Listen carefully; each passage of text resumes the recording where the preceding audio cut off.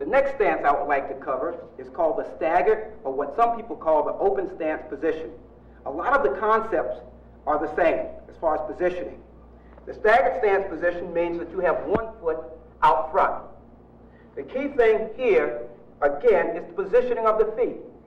If your feet are too close together, that means that your base is going to be too narrow.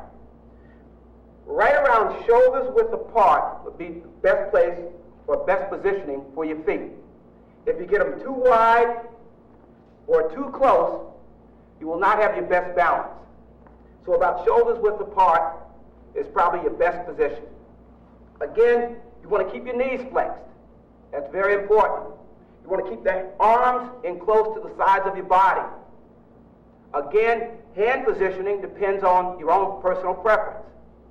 You can have them like this. You can have them facing down or facing up, depending on what type of wrestler you are. Again, you should have your head up as opposed to leaning down this way. The head should be erect. You should be able to look across the mat and see what your opposition is doing. As a general rule of thumb, something that will help you in both your staggered stance and your square stance position is something I call the knee to shoulder concept. This means that you're going to have your shoulder and your knees on the same line.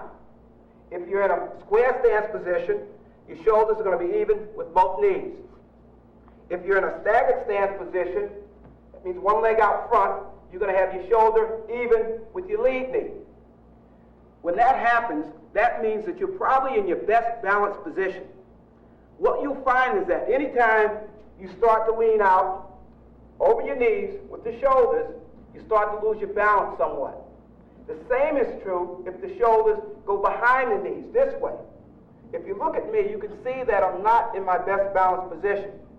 So what you would like to do, whether you have one leg out front or both legs even, is try to keep your shoulders on the same line with your knees. Again, this is going to help you maintain your best balanced position. This is particularly true when you start to shoot in on the opposition. And that's where this concept will really help wrestlers out.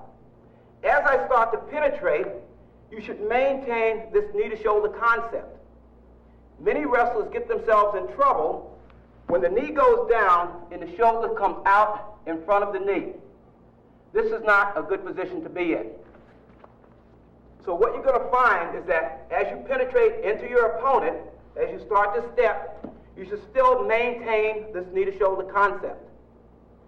Even as your knee drives to the mat and you start to rotate to finish a single or a double leg tackle.